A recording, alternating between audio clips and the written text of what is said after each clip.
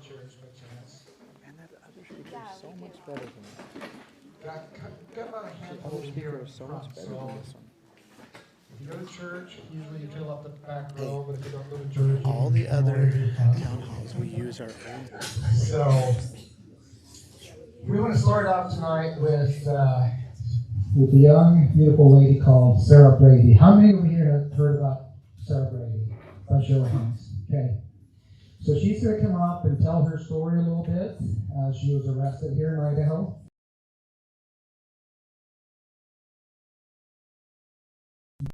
So, Sarah, come on up.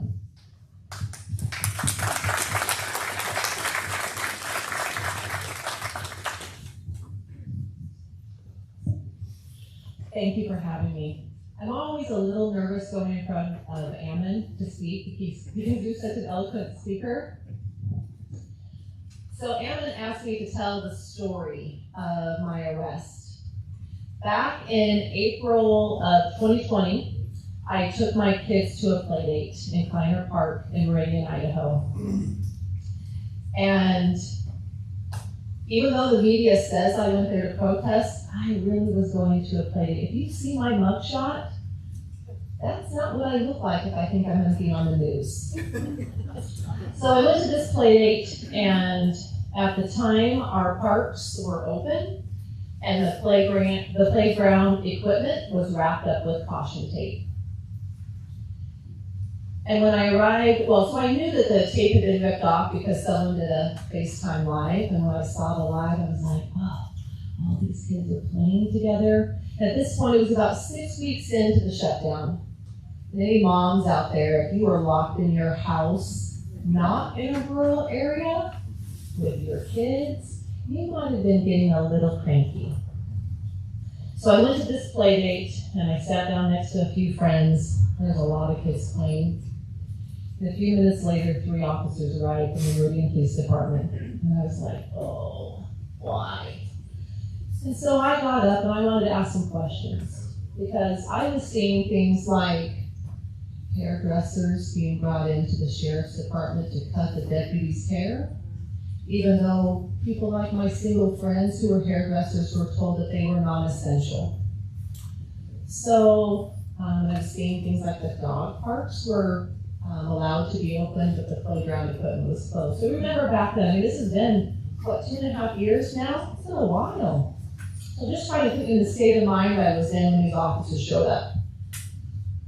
So I started asking questions. Well, me and some other friends started asking some questions like, why is the equipment closed down when we can go to Costco?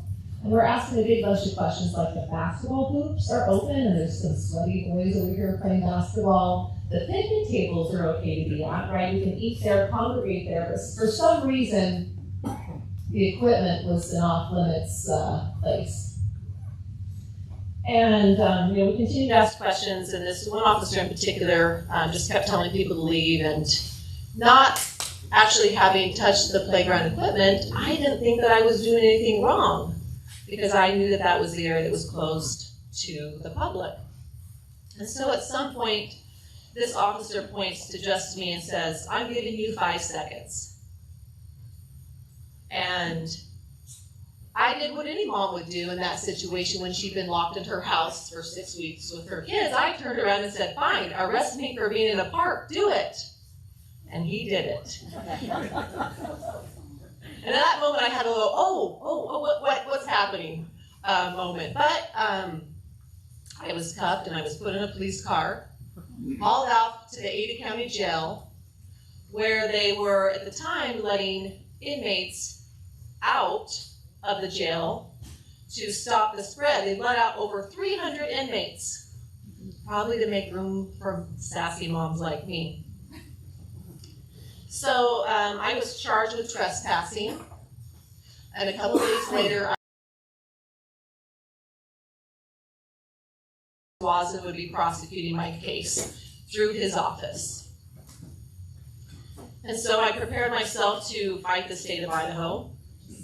And my first lawyer didn't work out, so we moved into November of 2020. My second lawyer was preparing to get up to date on the case, And a trial was set for February of 21, and a few weeks later, they suspended trials due to COVID. And so I was put in a waiting game. Apparently, your right to a speedy trial does not exist if there's a virus. So I hadn't seen a judge at all up until this point. We would have Zoom hearings.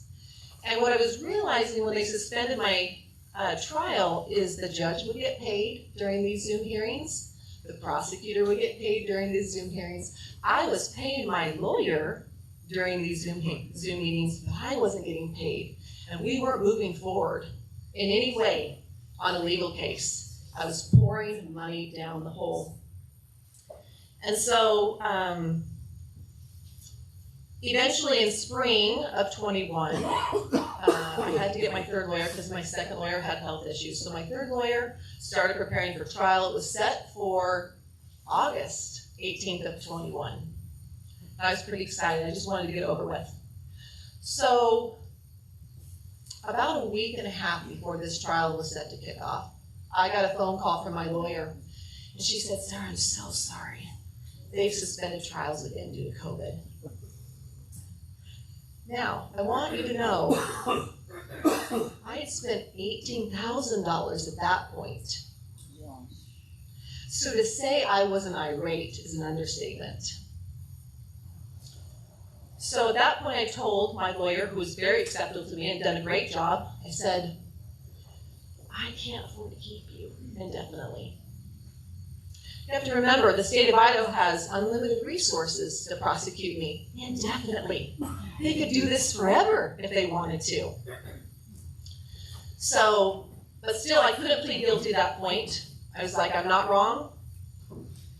I'll just have to be pro se, even though I'm a mother of 4 kids. I don't have a lot of time. Doesn't matter. I can't pour money down a hole.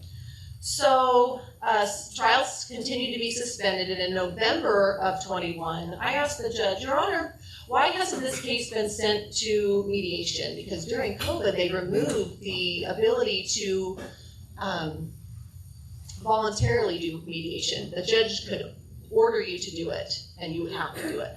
So my case went to mediation in January of 21, and for the first time, I was able to speak about my case to a mediation judge. And he started going in on the case and saying, "Hey, I'm seeing here you ripped off the tape." And at this point I said, "Your Honor, I just want you to know, this is the first time I've ever been able to talk about my case in over," at that point it was a year and a half. 2 years? Almost 2 years, sorry, it's been a long time. And so I started to explain to him what exactly happened. I said, how is the state of Idaho still prosecuting me and denying my right to a speedy trial? I go, because even at this point, Your Honor, if I said, "Let's just stop this mediation, let's book trial," I go, "Your Honor, trials are still suspended in the state of Idaho." I go, "The process has become the punishment." I go, "The real crime here is the fact that the state of Idaho, through the court system, has denied me my right to defend myself in a court of law. I did nothing wrong that day, standing on wood chips, being a little sassy." So the judge tried to get the state to get the charge down as low as they could. And so finally, the state said that they would dismiss this case, or let the case go as long as I pled guilty. As long as I pled guilty, they would bring it down to a citation of $50. Guys, $50, that's nothing. I bet I could get you guys all give me $1. This thing could be done. Maybe I'll pass around a bowl later. But you'd have to plead guilty. What's that? But then you'd have to plead guilty. But then I'd have to plead guilty. Who's going to plead guilty after going that long? Yeah. Not this long. So I told the judge I appreciated his efforts. I wasn't going to plead guilty, although I thought about it for a good 10 seconds. So I got my 4th set of lawyers in spring of this year, and just to note, those are Baby Cyrus's lawyers, or were. And they filed a huge motion to dismiss on constitutional grounds and other things. There's about 171 pages that included exhibits.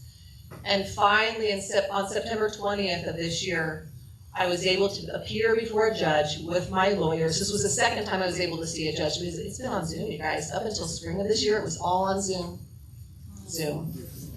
And I just found out last week that that judge just denied the motion to dismiss. Trial has been set for January 24th and 25th this upcoming year. I'm inviting you all to attend. I would love to see all of you there. I spent $26,000.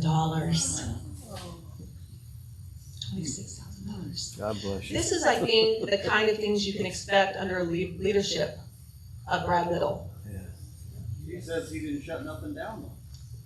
Well, that's where I got arrested for being at a playground. Yeah. And he still, to this day, could help my case be resolved by stepping in, and he's not stepped in. So I would really encourage you guys to look at other options, specifically Emmett Bundy for governor. Thank you for listening to my story.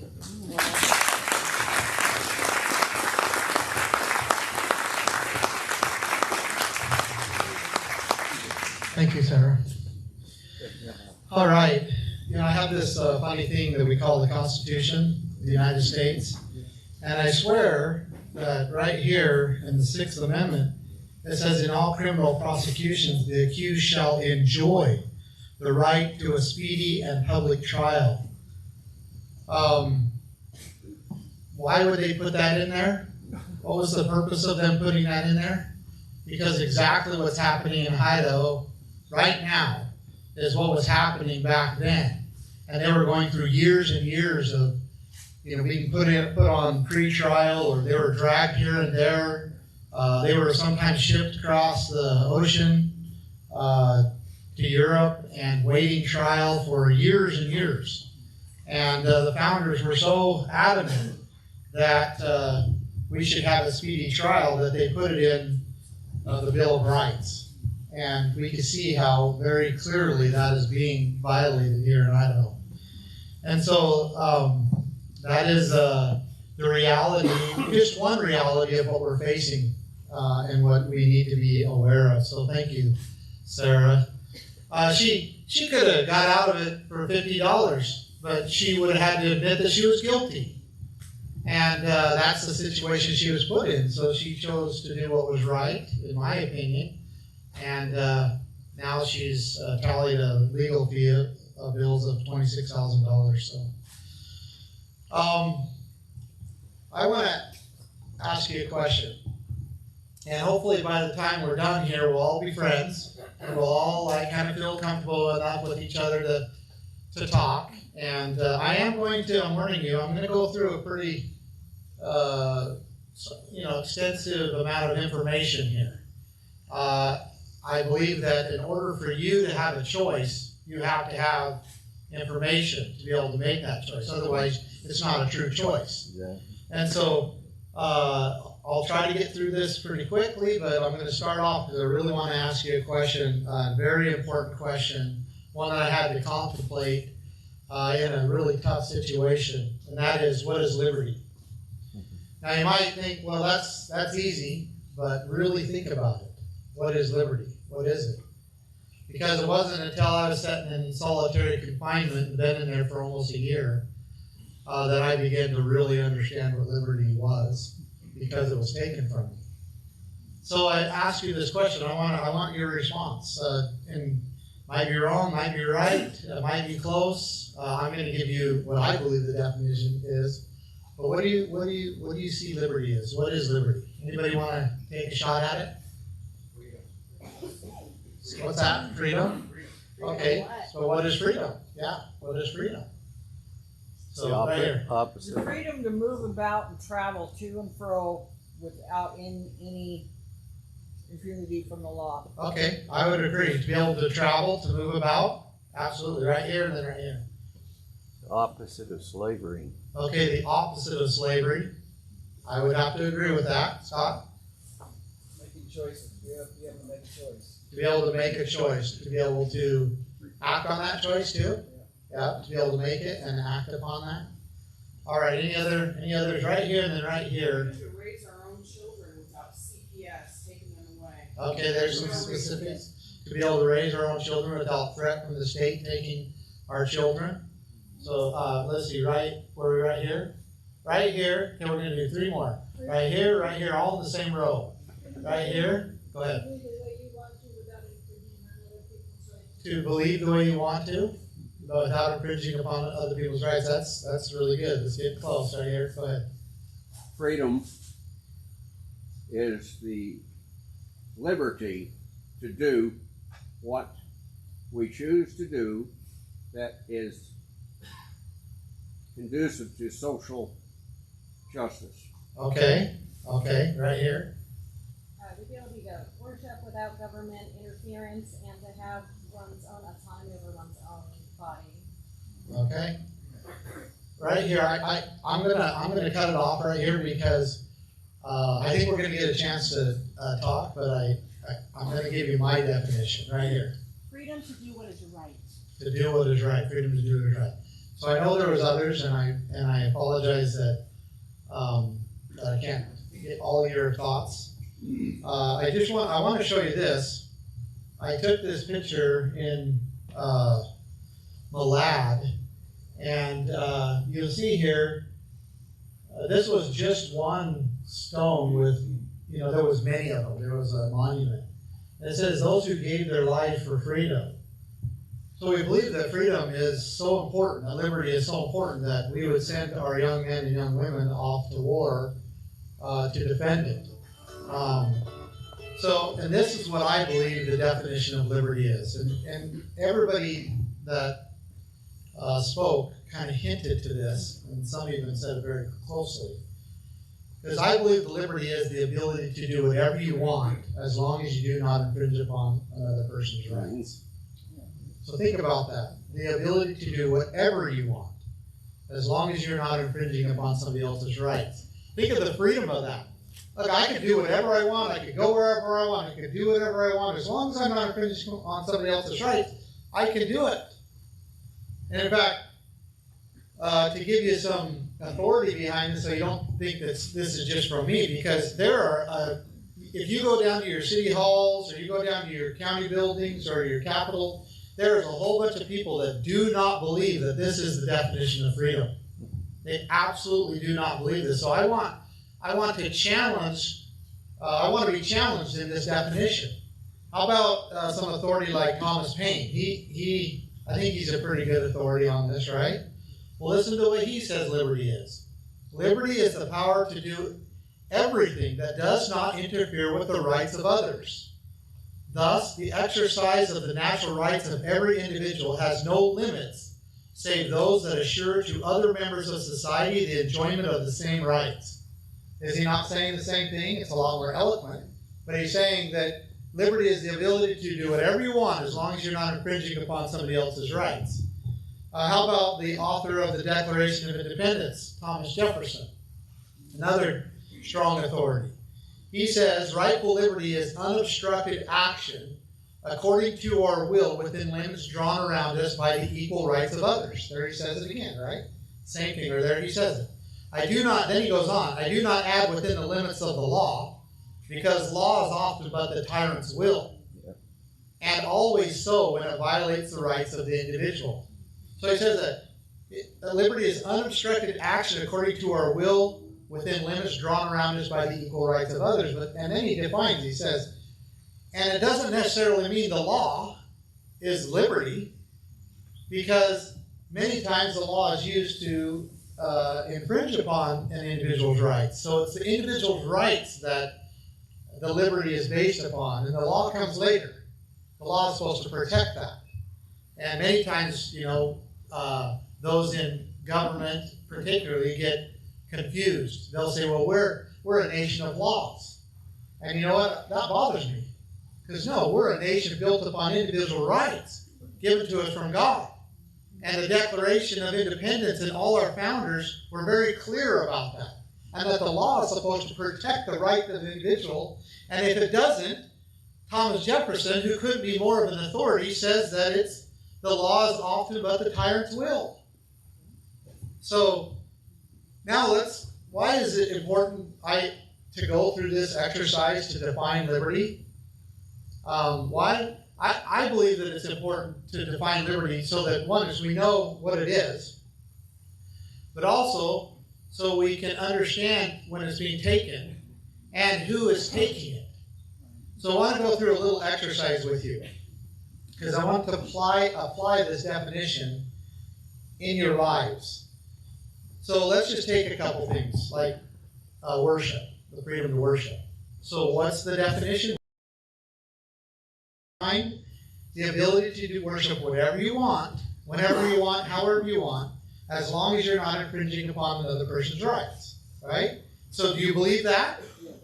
I believe that. I believe very strongly that I have the right, and that right came from God, to worship however I want, whenever I want, and whoever I want, as long as I'm not infringing upon another person's rights. So I can't take somebody and sacrifice them, right? That's not freedom to worship. That's the opposite of freedom to worship. But if I am worshiping according to how I want to, and I'm not infringing upon anybody's rights, I have the right to do that. That is my right. What about property? How do we define it? To be able to do whatever you want with your property as long as you're not infringing upon another person's rights. Are we losing that? Oh, yes. We are, right? All of you now can see how that is being infringed upon, how we're losing the freedom and liberty to control, own and to control our own property. And you can also see and know who's taking it. So that's what this exercise is about. You can identify it because we truly, truly are losing our liberties in this country. We are, and we have to identify that we're losing it and who is taking it. And we have to do something about it before it becomes too late. Because freedom is very rare and it's very precious. Amen. I like the freedom to travel. You mentioned that. To be able to go wherever you want as long as you do not infringe upon somebody else's right. You can't force someone to travel with you. That's not right. But you should be able to just go wherever you want. Freedom to trade. I like this because I'm an entrepreneur at heart. And so to be able to trade whatever I want, whenever I want, with whoever I want, as long as it's a willing buyer and a willing seller, right? So I can't force someone to trade with me. I can't set the terms only. They have to be in agreement. But I should be able to trade with whatever I want. And however I want, whenever I want, as long as both parties agree and there's nobody's rights being infringed upon, I should be able to do that. Now, that doesn't mean I can go take something and steal something and then trade it, right? I mean, that's not freedom to trade. So we start to get this, right? We understand, and hopefully for the rest of your lives, you'll be able to easily and quickly identify what liberty is, when it is being taken, and who is taking it. And so that's why I go through this exercise, because I want to get on the same level here moving forward with what I have to say. Just kind of as a side note, here's a sentence out of the Declaration of Independence, just kind of to sum it up. He says, we hold these truths to be self-evident. Thank you, honey. We hold these truths to be self-evident, that all men are created equal, that they are endowed by their Creator with certain unalienable rights. What does unalienable mean? Take it away from To not alienate them from, like to not alienate them. Right? So we're endowed by our Creator, which is a gift, with certain unalienable rights, that among these are life, liberty, and the pursuit of happiness. And Thomas Jefferson was the author of the Declaration of Independence, so when he says liberty, you know exactly what he's talking about. We just defined it. He just defined it. Unobstructed action. So that is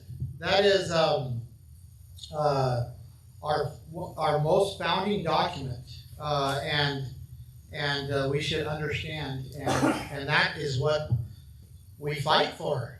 That's what we take our hat off for when we're singing the national anthem. That's what we, think about and feel when we talk about liberty and freedom. It's the ability to do whatever you want as long as you're not infringing upon another person's rights. Now, I want to ask, just by raising hands, who has heard me speak before?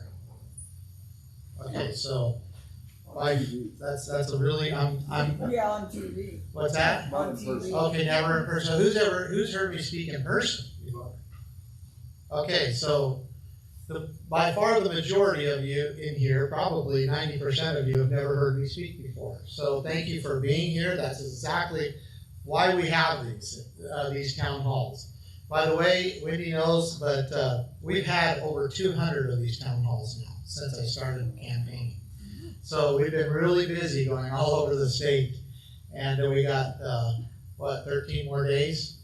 So I really quickly just want to go through, and I'm going to do it very quickly. I'll just give you a little bit of background on who I am, so you understand what makes me tick, kind of where I came from. Because I was born and raised on the Bundy Ranch. Here's a picture of my parents, Clive and Carol Bundy. And I grew up in a little town, well, it's outside of Bunkerville, Nevada. Here's a picture of the ranch here. You see there's not a lot of vegetation. It's right in the middle, right at the upper end of the Mojave Desert. This is a steer on the hill, and it takes about 100 acres to produce enough feed for one animal or one cow. And so to make a living out there is a very rough, tough, I thought it was normal growing up, and then I realized that there's an easier way to make a living. So my dad on a horse here, you'll see that there's some hair on the end of that bull's horns. You probably just got that hook in the horse, because they're pretty rank out there. My little brother, he's a lot bigger now, but this is my life growing up. This is my little sister getting off the bus, and she's met with 4 dogs and a calf. And this calf, my dad, his mother got hit on the highway, and my dad had to do an emergency C-section and save the calf, and then bottle fed it. And it thought it was human or something. It was such a nuisance. He'd always try to come in the house, and it was terrible. He'd break down fences to try to get to us. My dad finally ended up having to sell him just because he was worse than a pet. He thought he was human. Well, at least we thought that. But it was interesting because at night he became a big bull, and he would sit there out in the field, not very far from the house, and all the dogs and the sheep would all get on him, and they'd all sleep all in one big pile. It was really strange. And we always just said that they're having an identity crisis, kind of like people in Boise right now. So then, when I was about 15 years old, my dad came to me. I'm right in the middle, and my dad has a bunch of kids. I'm right in the middle. I've got 4 brothers that are older than me, and he basically said that the ranch wasn't big enough for all of us. That most likely I was going to have to go leave the ranch and go make a living somewhere else. And I didn't like that idea, and in fact, I still don't like that idea. I'm 47 years old now, and but I had to do that. But before I went and started working in doing what I've been doing, I went and served an LDS mission, a mission for the Church of Jesus Christ of Latter-day Saints. I went to Minnesota, and I served 2 years there, and I did the best I could. And I really, this time was sacred to me. One is it kind of tamed me down because, here I came off the ranch, and now I'm going to Minnesota, and I'm wearing a white shirt and tie and a suit, and I'm talking to people about Jesus Christ, and I'm having to communicate and write and do all these things. So it was a refinement that was really good for me. But more than anything, when I left, I was dedicated to do whatever I was going to do. I was going to do it for the Lord. And so that has stuck with me. Like, if I'm going to go do something, that I need to make sure that the Lord is okay with it. And I'm grateful for that time and for that foundation, because I believe it has been a great blessing to me and to my family and to those that I've tried to serve.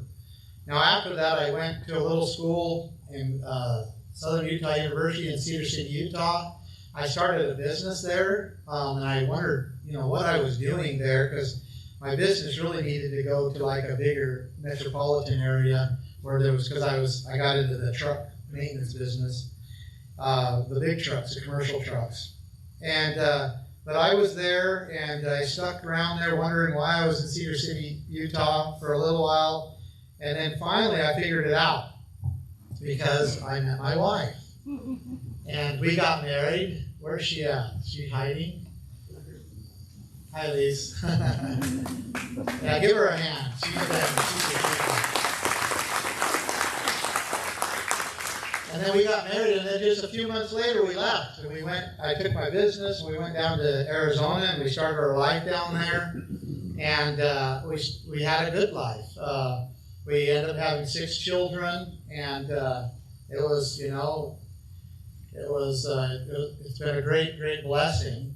I also, again, like I said, I took my business down there, and I built this business up right there in the middle of Phoenix, Arizona, and ended up being one of the largest private fleet maintenance businesses in Arizona, and took care of, hundreds of pieces of equipment. I've hired hundreds of people, dealt with millions of dollars in budgets, and all the processes and procedures we had, because I built this business from scratch, so I had to, create them and develop them and so forth. And why do I tell you this? Why do I tell you this part of my life? Because I want you to vote for me as governor. And I do have experience in business and managing large budgets and being able to deal with people and communicate, and those skills are going to be needed in the office of the governor. And so now about 16 years in business, 16, 17 years in business, I could see that this industry was like in terrible need of technology. I don't know why. It just, whatever was, had gone on, technology was lacking in that industry. And so I had some really good procedures and processes, and I felt like I could make a difference in that. And so I put a team together, and we started building a software for this industry. And it worked so well in my shop after we got it built. It took us about 3 years to get it built. After we got it built, it worked so well in my shop that I began to sell it to other shops. And now it's one of the leading fleet maintenance shop management softwares in North America. And so again, these are some of the things that I've done. I'm an entrepreneur at heart. I really like creating and making something valuable of somebody else. And since then, I have actually sold both of these businesses, and now I actually run these businesses while I was here in Idaho, but I now sold them. I sold one at the end of 2018, or excuse me, what was it, 2018, and then the other one in 2019. Now, without getting too much, because there's a lot that happened to my family between that time and now, but I do not have the time to cover that. I just simply do not. Just as a kind of a little bit of a footnote, the federal government, after almost 150 years of my father ranching on that ranch, came and basically wanted to take it. And they wanted to take it for environmental reasons, to make a mitigation area out of it for the desert tortoise. And my dad said no. And my dad was well within his rights. He had deeds, grazing rights and water rights with the state of Nevada that the federal government would not recognize. And he said no. And so they sent an army of 213 federal agents, kind of like a Waco or Ruby Ridge style. And the only reason I'm standing here today is because the American people saw what was going on and came to our defense. And they saved our lives. And that was an experience that changed me forever and pushed me into, pushed our family into the limelight. But I do want you to understand that we never asked for that. That was not something that we wanted. It's not something that we planned on. And it was not something that still today is easy to deal with. But we responded in the best way we could. And so far, we just pray that we've done good with the cards that were dealt us. So now let's talk about Idaho, because that's what we're here for, right? We're here to talk about Idaho. And I'm going to go through some things that are happening and have happened, and hopefully it's just a little bit, but hopefully you can see the situation that we're in that we need to be aware of, and then I want to be able to answer any question that you have, whether it's about policy that I'm proposing, whether it's about something in history, or whether it's about something even CNN says. Because I Googled my name the other day, and I'm like, I don't know who this guy is, you know. Okay, so let's talk about Idaho. So Idaho is in a battle for its conservative soul. And if you're not aware of that, then hopefully by the end of this town hall, you will be aware of it. And again, I'm only going to touch just a little bit on it. But we are in a terrible, terrible battle for our conservative soul here in Idaho. Now, just kind of to lay this down, since 2015, approximately 248,000 people have moved to Idaho. Now, 248,000 people since 2015. Now, that's about 20,000 more or so than Boise. So imagine adding the city the size of Boise to Idaho every 10 years. Now, talk about a challenge, right? And it doesn't look like it's going to slow down. It doesn't look like the growth is or people coming here is going to slow down much. So it is a challenge. And to make matters worse, approximately 36% of the people coming to Idaho are liberal-minded, and they want desperately to change Idaho into a more progressively woke place to live. So we have to be aware of that. They are being very, very active in this effort to change Idaho into something that is completely different than I believe that by far the majority of the people want. But they're very active. And part of the reason why they could be, what's that? So why did they move here? Well, I can tell you why they moved here. Just like California, one time was a conservative state, Oregon was a conservative state, Washington was a conservative state, Nevada was a conservative state, New Mexico was a conservative state, Colorado was a conservative state, and they went into those areas, and through basically the same processes that they're implementing here in Idaho, they have turned them upside down, and they do it on the dime of the people of Idaho. Through getting on welfare. So now they don't have to pay, go to work for their housing, their food, all those other things. Now they got all this extra time, and they come in here and deliberately try to change Idaho into something that is completely different than we want. And I'm going to talk a little bit about that here in just a little bit. But with the Republican Party members, the establishment, if you will, of the party, controlling the Idaho Senate, House, and Governor's office for the past 26 years, you would think Idaho would be the most conservative state in the country. But it's not. You can see here, other than just a few years where we had a Democrat governor back in 92 to 94, we have controlled, the Republicans have controlled the House, Senate, and Governor's office for 26 years, almost 3 decades. Yet we're not putting forth the Republican platform of minimize government, fiscal responsibility, ending abortion, all those things. And so this is we have to ask why. Why are we not the most conservative state in the country? Why are we dealing with things that are literally taking over our state? Why do you go down to the Capitol building in Boise, and every light pole has a rainbow flag flying from it? Whether you like it or not, those are paid for by the taxpayers' dollars, and those flags were put up by taxpayer dollars, and they're maintained by taxpayer dollars. Why is this happening? Why is it happening in Idaho? Well, let me give you a few facts here, because as a senator, Governor Little clear back in the early 2000s, he was the only state representative to support gay marriage in Idaho. The only state representative. And again, I'm giving you facts here. Also, under his leadership as governor, so now, Idaho has increased its food stamps program by 24.2%. That's higher than any other state in the United States. So the increase is higher than any other state in the United States.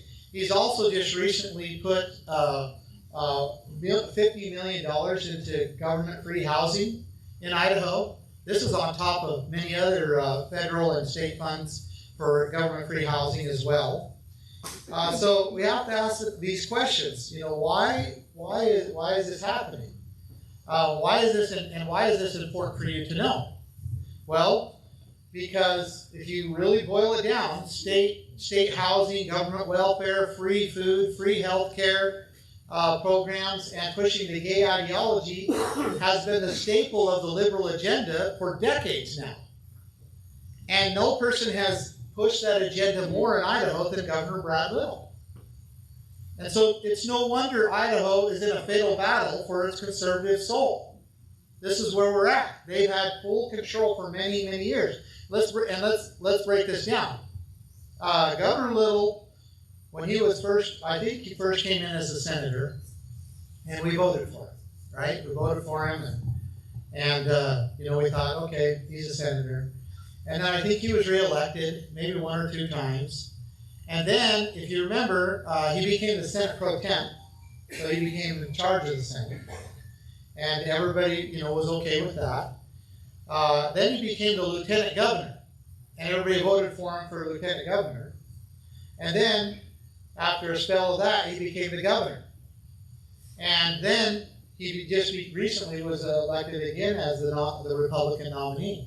We keep electing him, even though he has clearly pushed the leftist agenda more than almost anybody here in Idaho.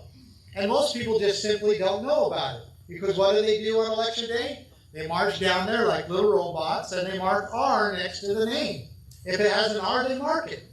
And they don't have any idea who they're actually putting in office, and actually what these people are doing in office. And it will, if we continue to do this, it will destroy Idaho as we know it.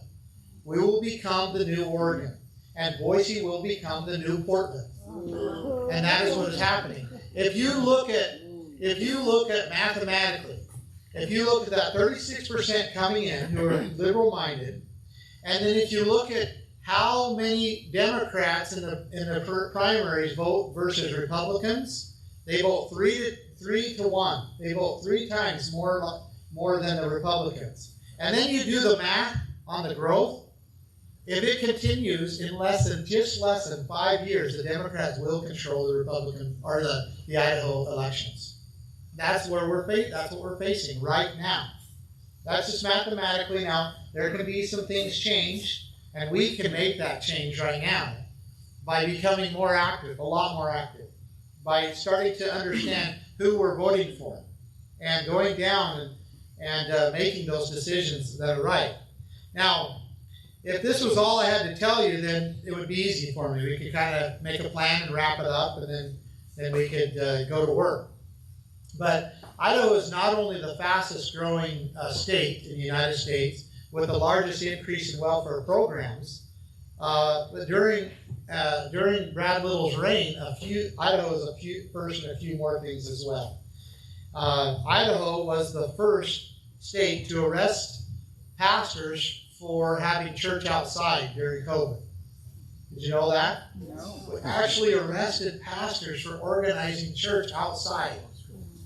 Imagine that. Now, I'm going to go back to the Constitution, go back to the Bill of Rights.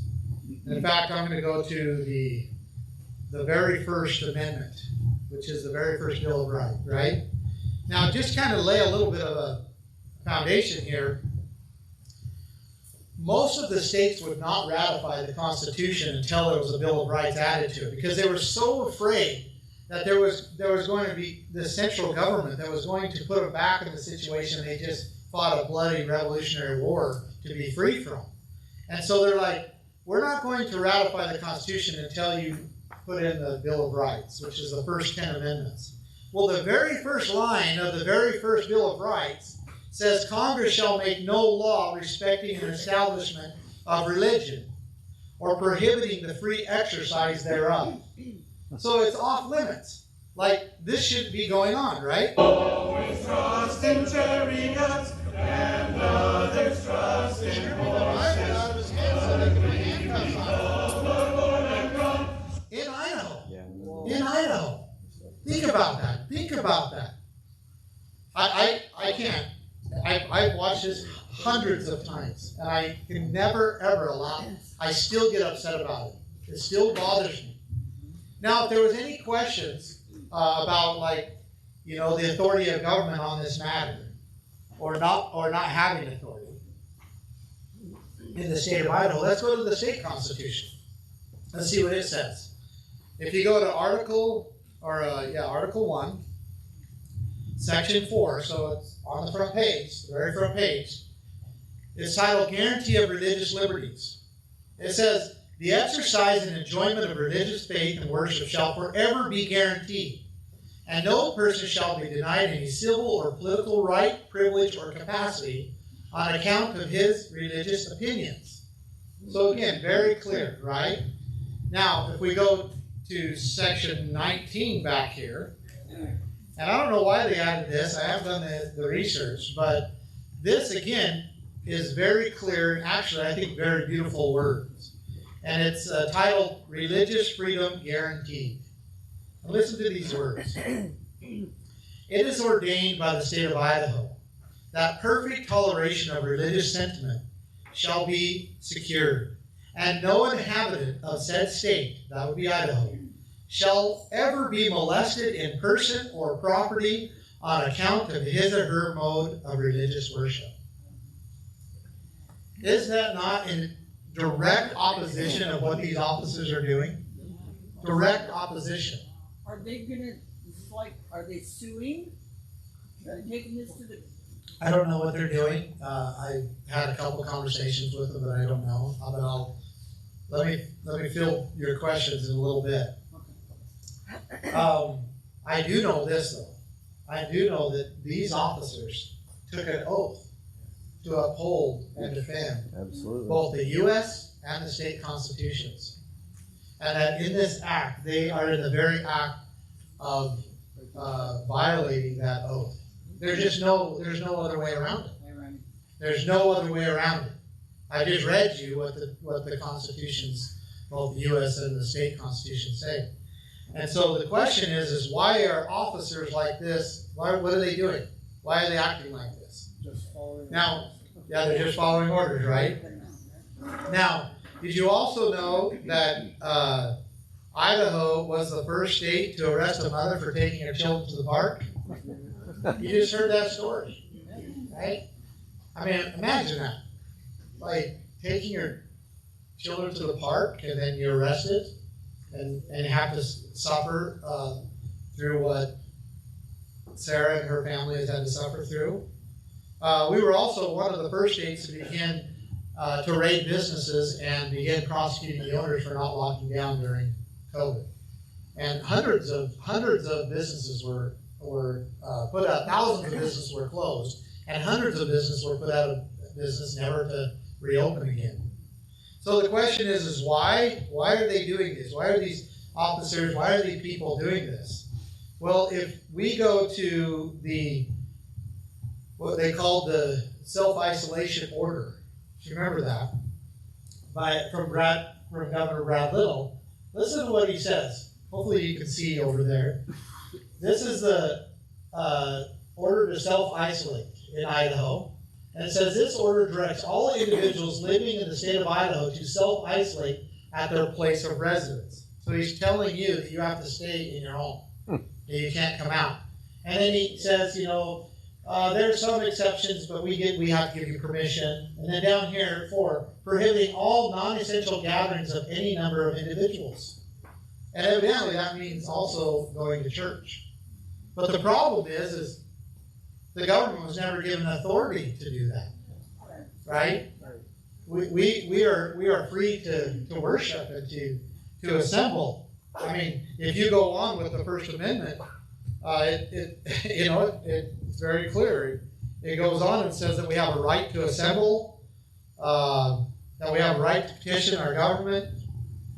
These are our rights. They're supposed to be inalienable. They're not supposed to be taken. But yet somehow during this period of time they were. Now just so to clear up any thoughts of it just being a suggestion, on page 9, section 9 of this order, it says the director requests that sheriffs and chiefs of police in the state of Idaho and the Idaho State Police ensure compliance with and enforce this order. So this was not an order of suggestion. This was an order of enforcement. Now, we have to ask the question again, why were these officers doing this? Well, they were doing this because they were ordered to by this man. They were ordered and directed to do this by this man. Now, I just want to be very clear.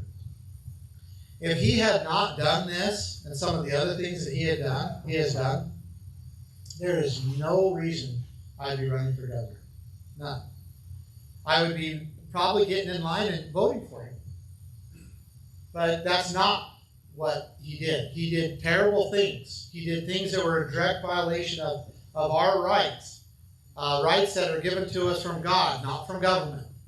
And it is extremely important in the time that we are in right now that we do not allow the individuals who have done this to think that we are condoning it. And how do we make sure that we don't condone it as the people of Idaho?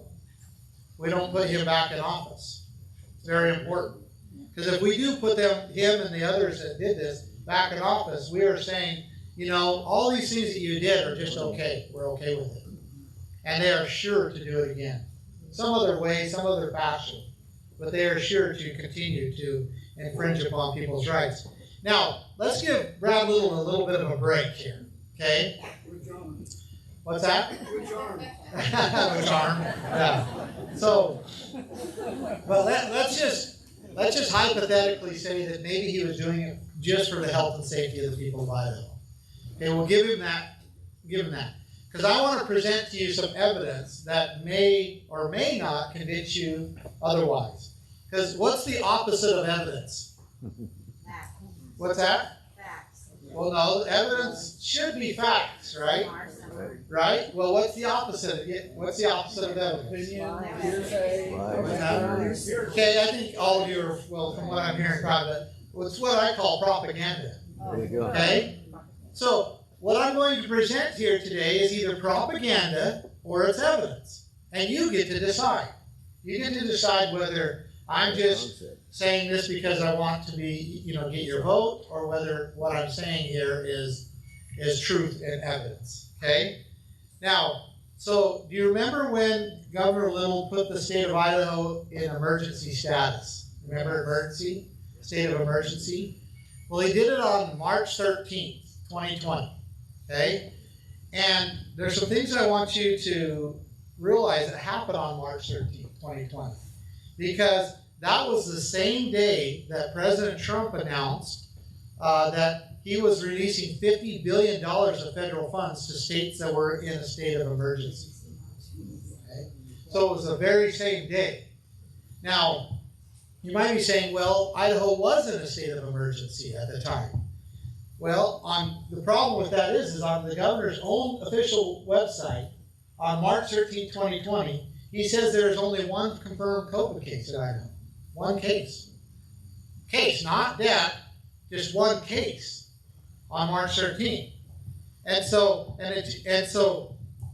it just happened to be the same day that President Trump released $50 billion for states that were in a state of emergency, and Brad Little just happened to put the state of Idaho in a state of emergency. Now, if you remember, I think it was just a little over a week later, he put the state of Idaho in an extreme state of emergency. Remember that?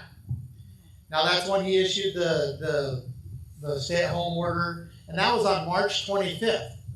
Well, it just so happened to be that on March 25th was the same day that President Trump and Speaker Nancy Pelosi announced a $2 trillion federal packages to states that were in an extreme state of emergency. Okay? And we had 136 unconfirmed COVID cases and no deaths. And we're a state of 1.8 million people. And he put us in a state of extreme emergency and locked down everybody through a stay-at-home order that was enforced by law enforcement.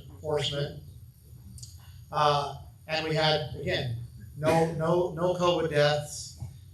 Now, we're asking the question, did he do it for the health and safety of the people of Idaho? So I want to look at some more evidence. He starts to tell us in his own documents, his own proclamations, and his own orders what he's doing here. And securing millions of dollars in funds, where he says, whereas I put the state of Idaho in emergency, and then he says, President Trump issued a proclamation on March 13. And then remember this section right here, 46601, because he's saying this is the authority that I'm using. 46601. Then right here, he's thanking President Trump for $1.25 billion. He's looking forward for more. Right here is an interesting one. It's Executive Order number 2020-07. Listen to what this one says. So this is from Brad Little. He says, whereas I issued a proclamation on March 13, 2020, declaring a state of emergency. Whereas I issued a proclamation on March 25, 2020, declaring a state of extreme emergency. Whereas Congress has passed and President Trump has signed 3 legislative packages that provide state funding in response to COVID-19. Whereas I anticipate additional congressional action on federal relief packages to states regarding COVID-19. So we've got money, there's more money coming, it's coming from the federal government. So now he says, now therefore, I, Brad Little, Governor of the state of Idaho, do hereby order the creation of a COVID-19 Financial Advisory Committee comprised of members appointed by and serving at the pleasure of the governor. Okay? So he's putting this committee together that he appoints and that they serve him. They serve him, right? And they're the ones that are going to decide where all these funds from the federal government are going, how they're all going to be spent. You're missing one word. That only he. You just said he. Only he. Only he. Okay. Well, I read you it. It says it's voted upon. Comprised and of members appointed by and serving at the pleasure of the governor. So yes, he has the power to decide what is going on. He can appoint them, he can get rid of them, whatever. And then it says right here, the last page of this order, says, for the coronavirus relief funds and other funds to be administered by the office of the governor. So again, these funds are going to come from the federal government, are coming from the federal government. They're going to the office of the governor, and then him and his buddies that he appoints and that serve at his pleasure get to decide how the funds are going to be spent. Right? Now, how are the funds of the state supposed to be administered in Idaho? Really, anywhere, any state.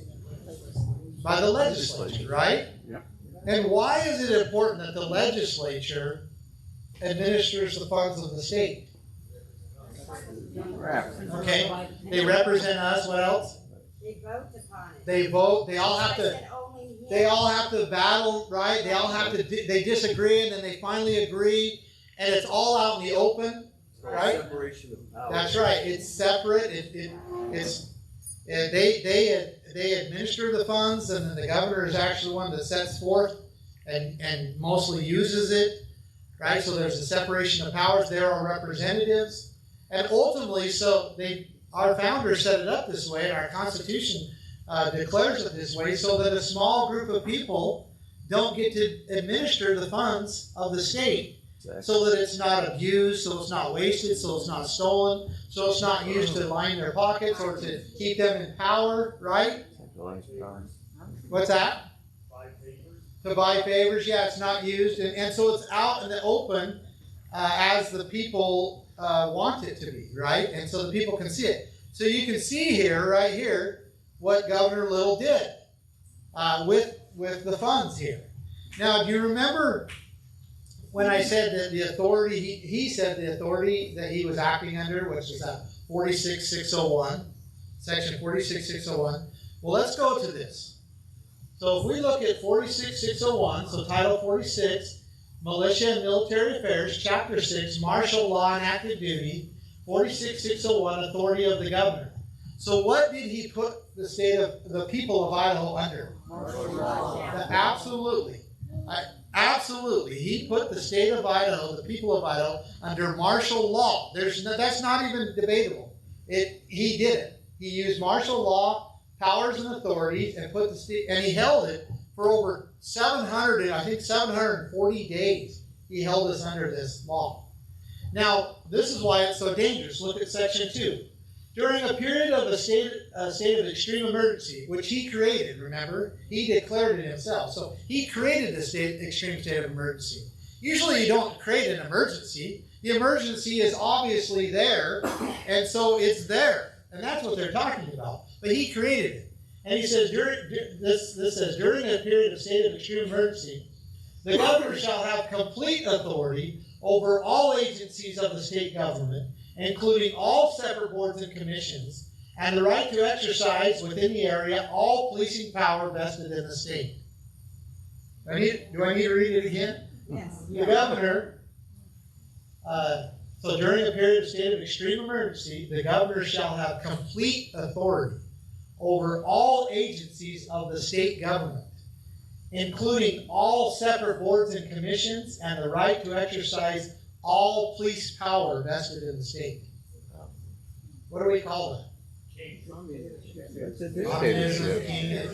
But the right definition is a dictatorship. That's right. It is a dictatorship. And he held Idaho, the people of Idaho, under this for over 2 years. 2 years. While he took in all the money, had all his buddies, him and his buddies get to decide. Now they have all this power and all this money to do whatever they want. And what did they do? They expanded the size of the Idaho government tremendously.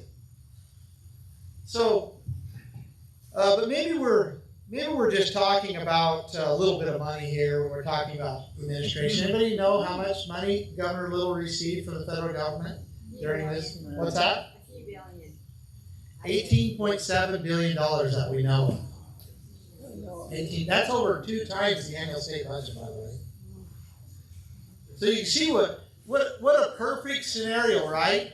To be able to have all the money you want and control it all to yourself, and to be able to have all the power of government and to be able to control it all to yourself, as long as you possibly can.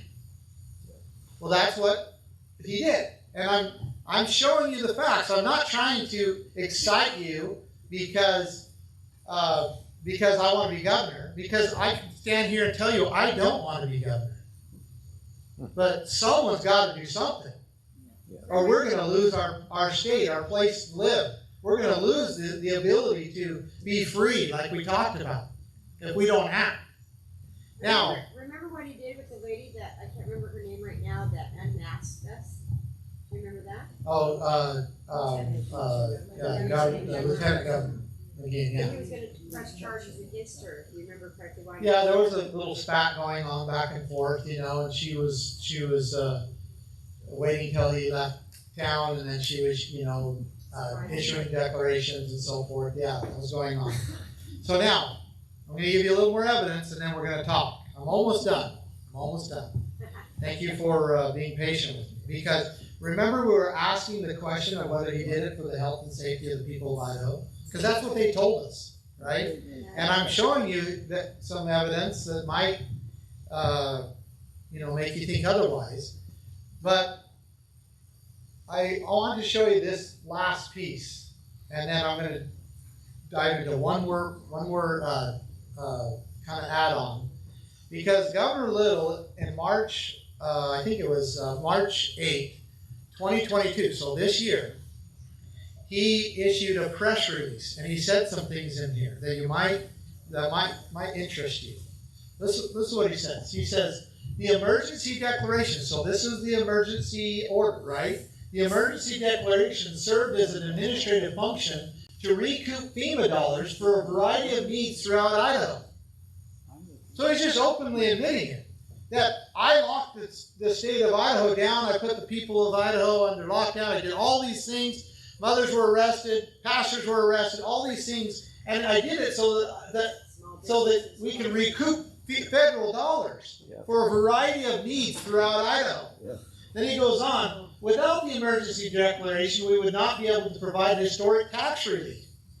A step that's even more important now as gas prices and inflation soar. Without the emergency declaration, Idaho would not be the state with the strongest economy in the nation. This is an insult to the people of Idaho. So it's not because the economy of Idaho is doing really great that we get a tax refund or that we're experiencing a record budget surplus. It's because he took billions of dollars from the federal government. And then look at this. He says, if we wouldn't have taken $1 billion from the federal government, we wouldn't be able to handle the inflation. Well, what caused the inflation? Yeah. The billions of dollars that was taken from the federal government. Yeah. I mean, who thinks that way when it comes to the finances? If you guys handled your finances this way, your personal finances this way, where would you be? Bankruptcy court. You would be in bankruptcy. You wouldn't have a vehicle to be here. You wouldn't be here right now. You would be worried about your finances, right? And so, again, he says, without the emergency declaration, the state of Idaho would not be able to provide Idahoans with historic tax relief. Now, if you remember, right before the Republican primaries, you may have received this letter, and it came with a check from Brad Little. You signed it right here, Brad Little. And he says, my fellow Idahoans, the economy of Idaho continues to blow past projections. Well, we know why. It's not because everything's so great. It's because he just got billions of dollars from the federal government, right? And we are leading the country in economic prosperity. Yeah, we know why. We achieved historic tax relief for Idahoans for a second year in a row, right? We are returning your tax dollars with our record budget surplus. But it's a fake surplus. But I want to point something out here. He says right here, just to really dig in on this. We achieved historic tax relief for Idahoans for a second year in a row. This came early 2022. So what 2 years is he talking about? During the lockdown. 2020 and 2021. During the dark months of the pandemic, when businesses were shut down, people were declared as non-essential, they weren't traveling, people weren't going to work, our schools were shut down, everything was shut down, and he's saying somehow during that same period of time, Idaho had the 2 best financial years ever. Right? That's what he's saying. Had the 2 best financial years ever. Well, and this is in contrast. Listen to what Adam Tooze says, The Road in the Hill. It says, the impact of the pandemic on the U.S. and global economy was catastrophic. Economic historian Adam Tooze characterized its impact as being the swiftest and most comprehensive contraction of global economic activity ever. And yet Brad Little is saying during those 2 years, during the same period of time, we amassed such a great surplus that I'm going to give you money back right before the Republican primaries so you can vote for me. And he's doing it again right before the general elections. He's doing it right now. He's trying to buy your vote. He's been running around with Joe too much. That's right. Yeah, that's right. He's been hanging out with Joe. What's that? It's on the ballot. And it's on the ballot. Yeah, that's exactly. And all it is a Brad Little promotion, which is another issue, right? So now you can see I'm presenting you evidence. And why am I presenting you this? I'm not trying to go back in history. I'm just trying to show you what kind of person is running for governor. That's all I'm trying to show you. And to top it all off, you're going to love this. In his own press release, Brad Little said, I kept Idaho open, banned vaccine passports, never issued mandates for vaccines or masks. The emergency declaration never violated or restricted any rights of Idahoans, never put Idaho on lockdown, and never allowed for mandates for masks or vaccines. So now he's just saying, I didn't even do it. He doesn't like it. Where was he? And he's hoping that the people, but he's hoping that he believes that the people of Idaho, that we are so stupid that we'll believe anything he tells us to. And I hope he doesn't get away with it. Easter Bunny's gonna be Because leading him around. if he did, he's not even, he's saying, yeah, Easter Bunny. He's saying that I never even violated, the emergency declaration never violated or even restricted the rights of Idahoans. Yeah, we have pastors that were literally, the Bible was stripped from their hands so the handcuffs could be put on them. And they were booked in the county jail. And they're still fighting prosecution today. Same with Sarah Brady. $26,000. Businesses were shut down, raided. And he's saying that he didn't violate anybody's rights or even restrict it. He ordered law enforcement to enforce his orders. So this is just a little touch. I could go in and give you a whole bunch more things that went on. When he took that power, he suspended many administrative rules, especially, including parental rights.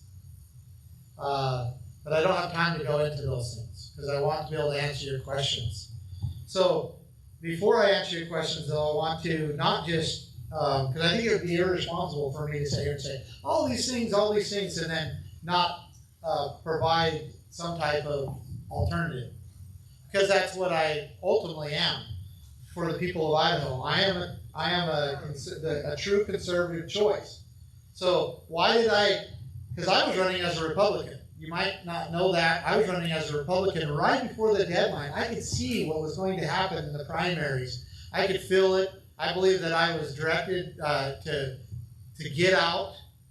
When I say directed, someone say, well, who's directing you? Well, I believe that the Spirit of the Lord, gave me a little bit of understanding that I needed to get out. I'm not wise enough to see and know these things, right? But the Lord is. Amen. And so I jumped out, knowing what was, that the Republican establishment controls the Republican Party and the Republican primaries. And that's how they get all the conservatives under one umbrella, and then they just get rid of them all in one fell swoop, and then no one has the choice in the general elections of a conservative choice. Well, I jumped out, and now, why? So that I can be an alternative. So I can be a true conservative choice in the general elections. So what does that look like? Well, if you go to votebundy.com, you can read my Keep Idaho plan. There's a full detail. So votebundy.com, go to Keep Idaho plan.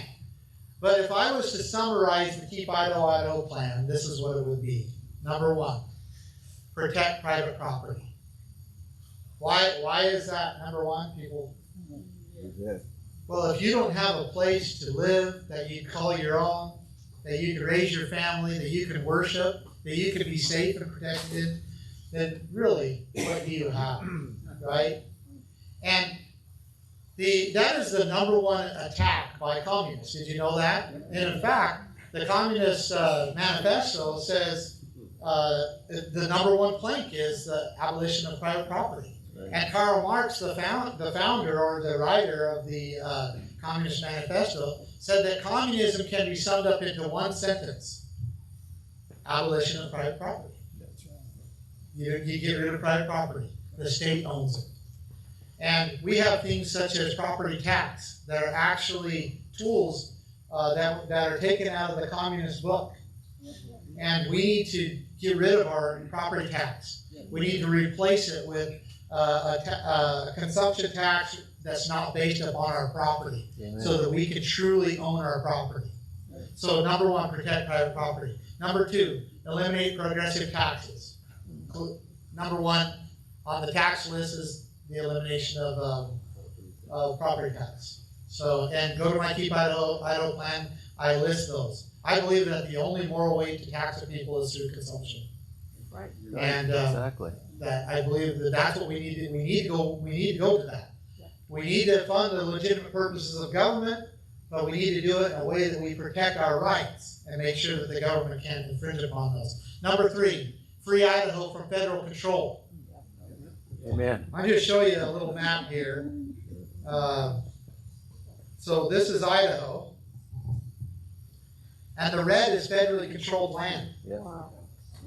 The white is private property or state land, and the red is federally controlled. 61% federally controlled. And 72% of our subsurface mineral rights.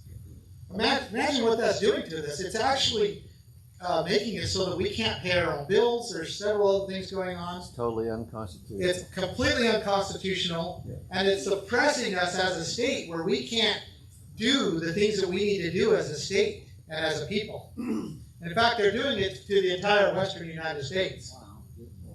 East of the Colorado Rockies, it's only 2.4% federally controlled. West of the Colorado Rockies, it's 51% federally controlled. And you might ask the question, well, why? Most of the goodies are there. Well, let me tell you why. Well, actually, let me show you something else. So, put this in your mind, right? Kind of the way the map is, right?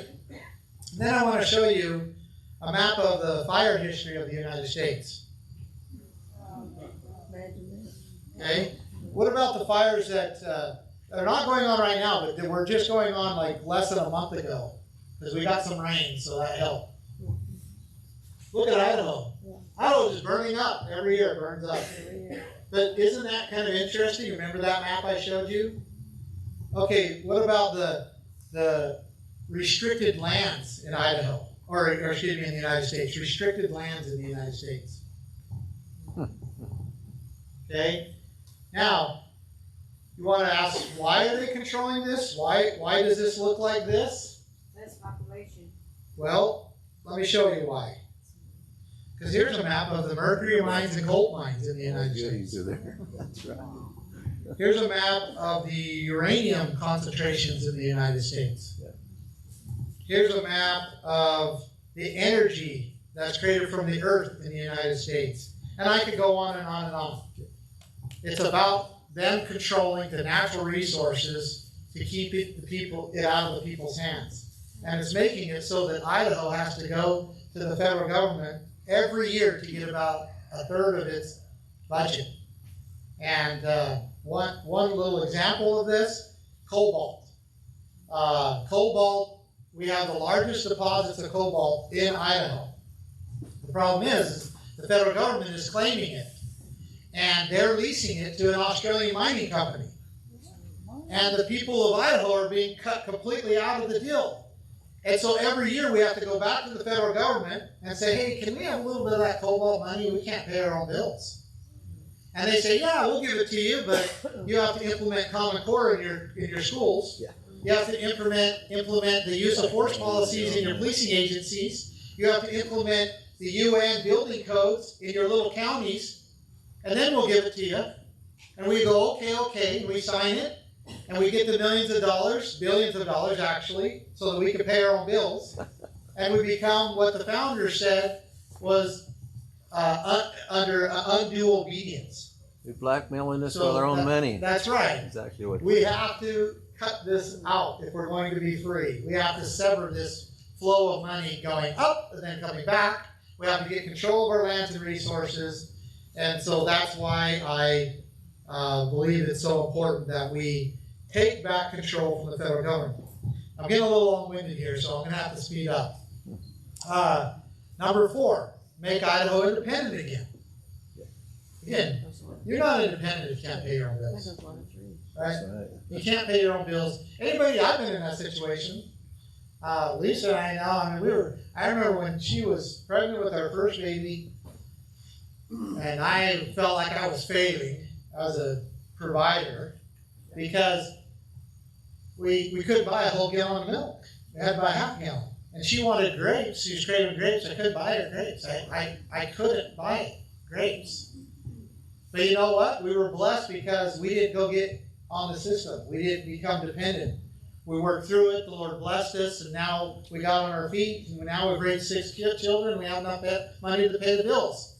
But you can't be independent if you can't pay your own bills, and that's the same with the state of Idaho. Number 5, bring back the rule of law. Hallelujah. I mean, there's so many experiences that could probably be talked about here. Mine's just one, but it's very important that we get the law working properly so that there's actually justice. Remove the British court system and put common law back Yeah, in that's the it. law. Thank you, absolutely. Number 6, make Idaho an economic powerhouse. There is no reason why Idaho should not be an economic powerhouse. With the people that are here, that love to work, that think good, that think free, and with our natural resources that we have, there is no reason why we can't be an economic powerhouse. There's no reason why we can't do things like create our own fuel refineries, right? So we're not so dependent on other states or the federal government. There's no reason why we can't do so many things here in Idaho and become that. What about protecting money? What about the state protecting money? We have Swiss accounts. Well, why can't people bring their money here because of Idaho accounts to protect wealth? Number 7, secure the quality of life for every Idaho family. That's what the state's supposed to be doing. It's supposed to secure the rights. Number 8, make Idaho an example of peace and prosperity to the rest of the world. And boy, do we need it. Boy, does the world need it. Imagine if we were to apply these same principles that our founders applied when they created this country, which are eternal. They're not just temporary. You apply these principles, and the very same thing that happened to the United States of America will happen to Idaho. And then the rest of the world will go, man, look at Idaho. Let's do this. Let's follow what they're doing. And this flame of freedom that's being snuffed out could maybe shine again. And boy, do we need it. So let's keep Idaho, Idaho. Let's keep Idaho, Idaho. Yep. All right.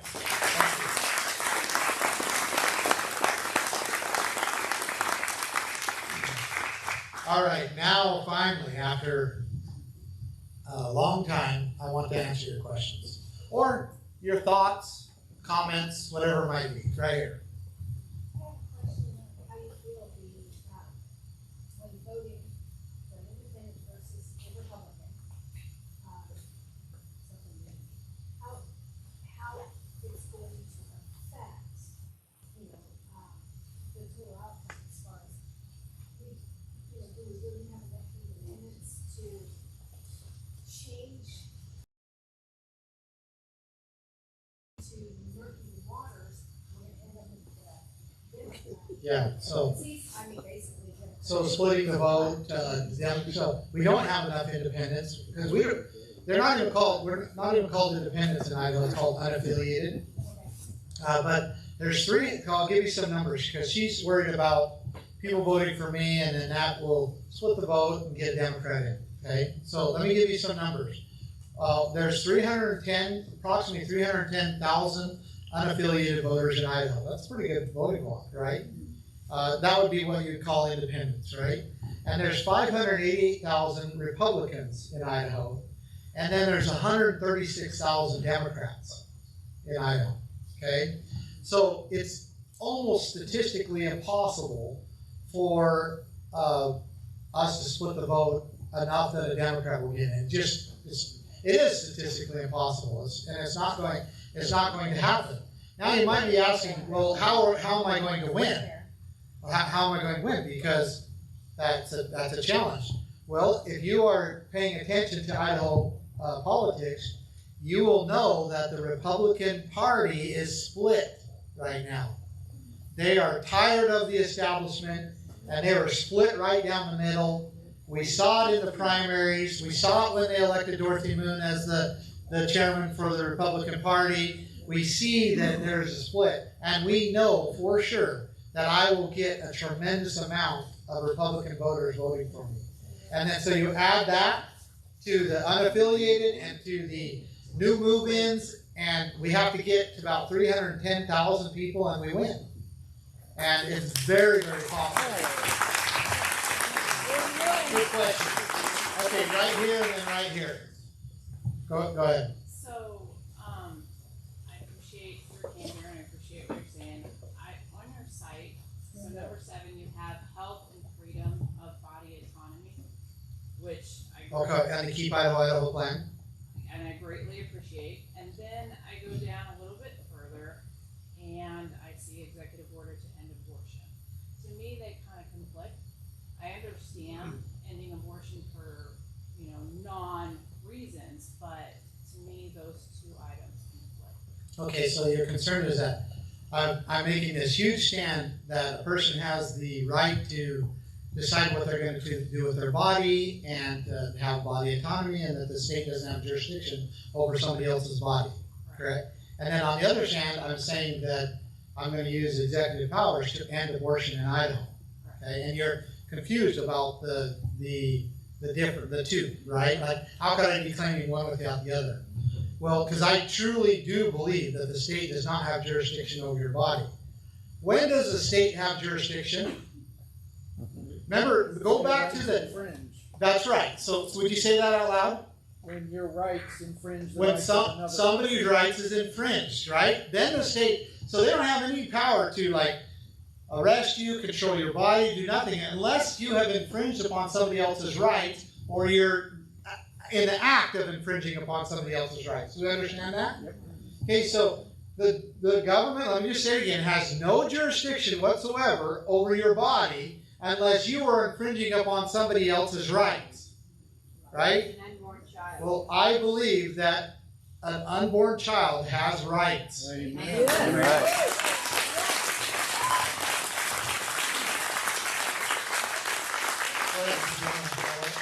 And I appreciate that. And on that note, what about the situations of rape, of incest, molestation, any medical conditions that where it endangers the child or the So mother? I'm going to, I know there's lots of opinions on this, but I want to read one thing, if I can. Because this could, like, we could talk about this, and I would love to, and maybe we could, personally talk about this as well. But I want to read something because this discussion has gone in on my campaign quite a bit in detail because people in my campaign really believe that my position on this is right. But I want to, I got to scroll down quite a bit, so just bear with me. I want to read what I wrote when it came to this issue. After many, many things that were said and gone, we went back and forth, and hopefully I can find it. Let's see here. Man, we really communicate quite a bit, Nate and Wendy. Man, this is like crazy. Okay, I got it right here.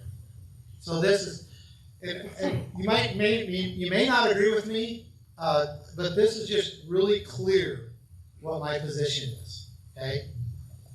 When is it okay to murder a baby? Is it okay on week 1 of its life? Is it okay on week 2 of life? Is it okay if the baby was conceived during rape? Is it okay if the baby was conceived through incest? Is it okay because the mother just doesn't want the baby? The answer is, it's not okay. That's right. Amen. Amen. I do not believe that it's okay to take that baby's life. And is that complicated? Yeah. Absolutely. Is it complicated? Yeah. But that's my position. And I want you to know it, one way or the other. Yes, Phil? I know at least 2 people in my own family that would like to have children and can't. Yep, there you go. Aborts a baby that another mother is looking for. Yeah, adoption. Right. Even as difficult as it is, I know, but I just don't believe that it's okay to take And babies. people are going overseas and everywhere else to adopt Okay, babies. so I think we're right here, and then we'll go here and here, okay? Go ahead. We have oil, and I know you have natural gas. We have oil in Idaho. From what I understand, we don't have a lot of oil in Idaho, but we have a lot in Utah. Okay, so Not that we, but, I'm from the oil industry in Okay. California. Now- I work for an oil refinery. okay, And state of California came in and put some of the restrictions on our refinery. We're shipping it from South Dakota, or North Dakota, to California cheaper than we can pull it out from under us. that's right, we have to And you guys can do deregulate. it even cheaper because you're halfway there. Well, I believe, yeah, we have to Oil, deregulate. just like we did. Yeah, we just have so many opportunities here in Idaho. We have a ton of natural gas, by the way. Right, yeah, I A know. ton of natural gas, so. All right, right here, thank you. I think, right here it is, sorry. and then we're gonna go over here. Nope, that's you, yeah.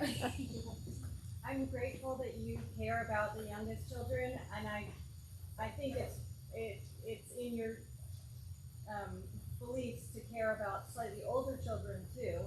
With the CDC now saying that they're going to put vaccines on the childhood immunization schedule, how do you plan to keep parents in control of what is injected into their children? Just that. It is the parents, the children do not belong to the state. They do not. It is not the state's duty to control children or parents. It's their duty to protect their rights. And so that is very clear what I believe, and that's what the state will do. And so it just will not be, something that will be in our schools, will be, forced in any way. It's completely contrary to what I believe. About workplaces and adults, and that same thing. Well, an adult gets to decide whether they're going to work there or not. So, well, not if you own a home health care business like I do. We were mandatory to take them.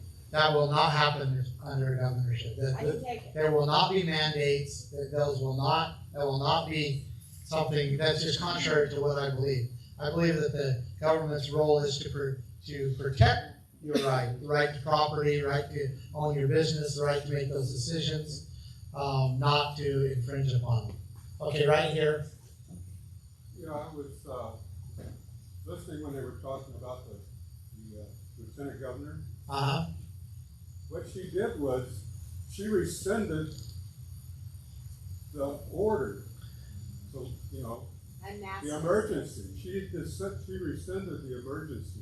She gave you the freedom that you deserve. That's right. Okay, she did that for you.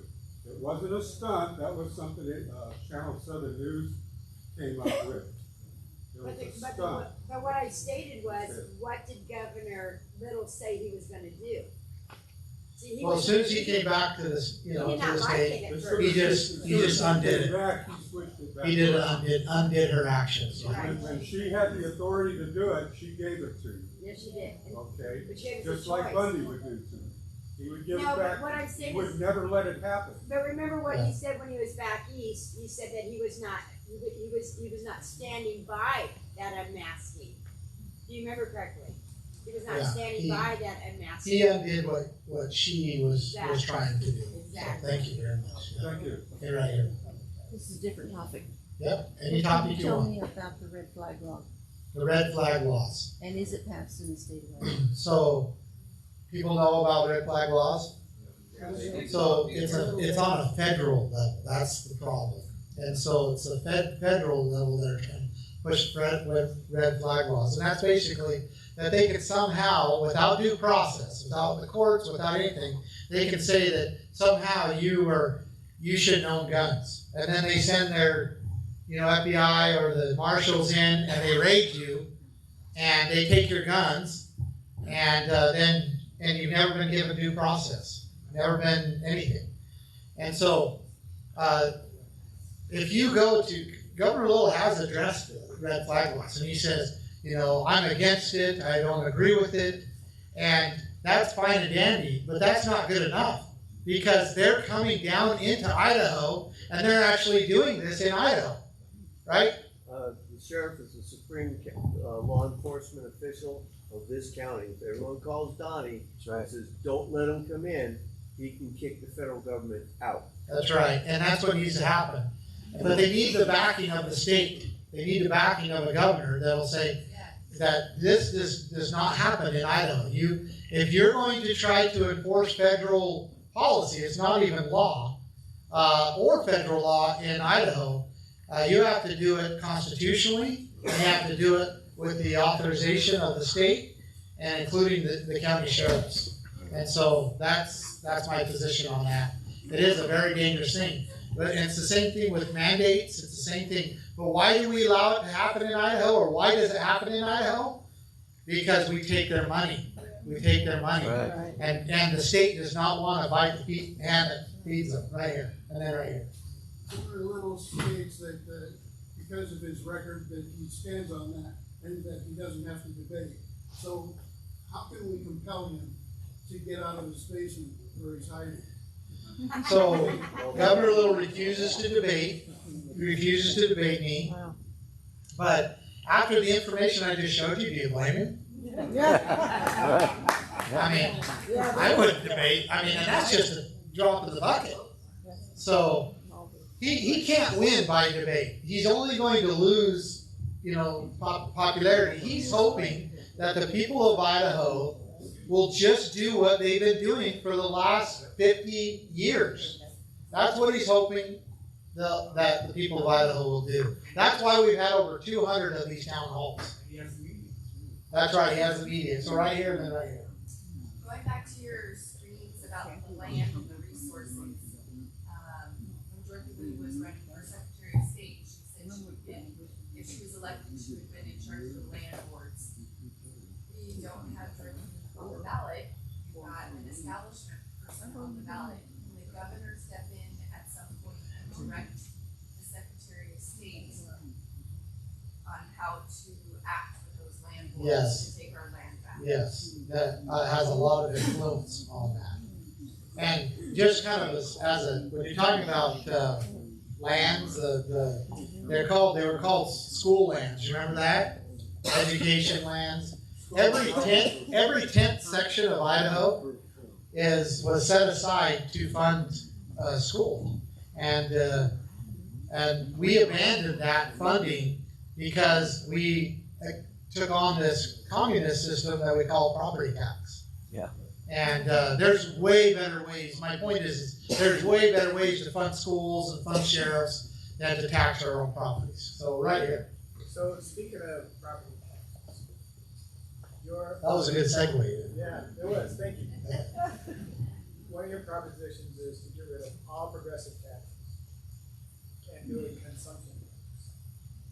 So will people be upset about the rise in prices because of the consumption tax?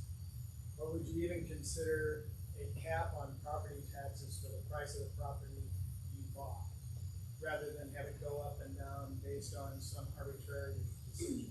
Well, so this is the thing about consumption tax, is the tax is based upon the true value of the property. There's not some hypothetical inflated value of a property that some government bean counter decides. It's what it sold for, what it truly sold for. And, so that's ultimately my answer is, what you bought it for. You can't buy it unless it's sold, right? So it's either sold or buy.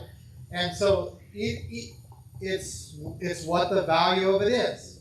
And that's one of the reasons why I think it's such a better system.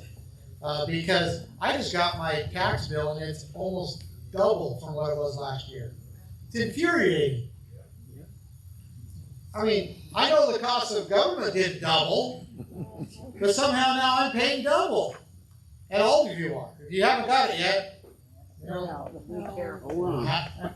it's not fun. I just opened it up yesterday. Okay, I think right here and then Scott, right here. And I know I got you right here. What kind of machines do we have in the state of Idaho as far as voting? So I talked to the Secretary of State. He says everything's okay. Okay. The voting, it's okay. He's got it covered, right? So With his mouth moving. So we're not using, from what I understand, we're not using Dominion. But where the real risk is, or where the real trouble is the mail-in ballots. Mail-in ballots. And we have ways to secure the elections. We just need to implement them. Amen. There you go. Well, number one, about the consumption tax, it's a choice you make. Whenever you're gonna buy something, you know that there's gonna be a tax attached to it. That's right. And so it's a choice that you choose to make and contribute that way, so. That's why it's the only moral way to tax people, because it's their choice. They get to go buy something and they pay tax. Second comment has to do with each one of us here. Every single day, I talk to people about the budget campaign. And every single day I find people that have no idea what you're doing, and I mean, today it happened to me again. I talked to 3 gentlemen. By the time I get through talking with them, they're all like, "Oh my gosh, I didn't know all this. Yes, I'm going to vote." And each one of us need to leave here committed that we are gonna do this and contribute to your campaign by those actions. And we could get 10 or 20 or 30 or more every day if we would just take the action to do that. So. Absolutely. So that is, since Scott brought up, that's why, we're here. You're here to make a decision. And if you've made that decision, I need your help. I need your help.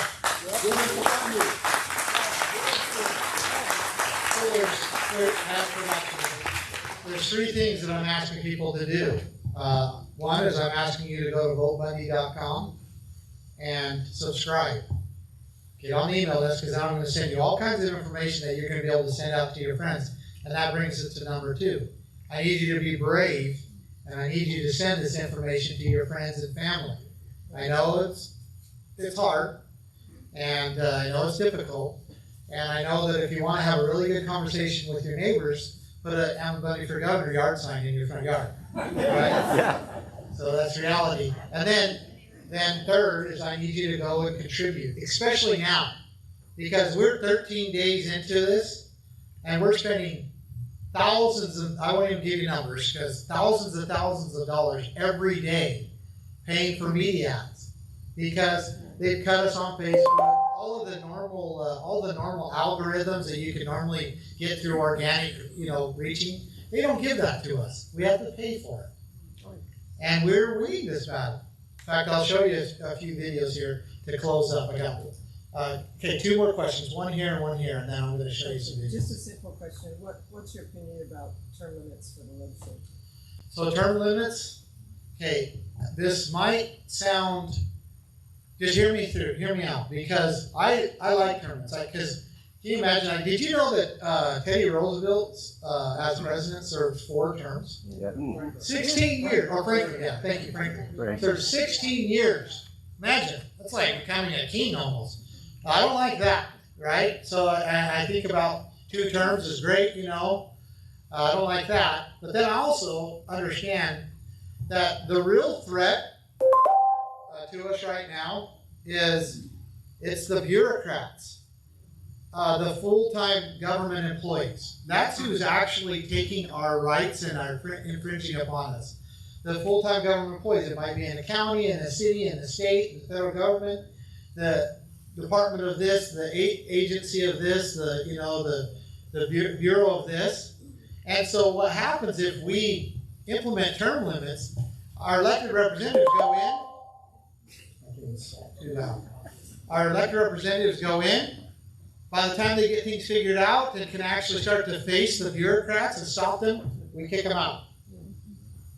And it actually will, under the circumstance we have now, it'll actually, I think, empower the bureaucrats more. So that's why I'm like, I don't know. Yeah, me too. But the big thing about, though, is I can't stand how everybody's spending all this money and where's it coming from to get reelected. Oh, believe me, it's insane. It's insane. Okay, one more question right here. Thank you. Idaho did vote for term limits, and our legislature overturned it. Yeah. So Heather Scott, you know who she is? Who's that? Heather Scott. Oh yeah, I know who Heather Scott. So she is complaining about the bureaucracy and our business deemed non-essential by the governor. And so I sent her a message. I said, why don't you support Emmett Bundy? And she sent it back a reply. She says, I will publicly say that I will not vote for a globalist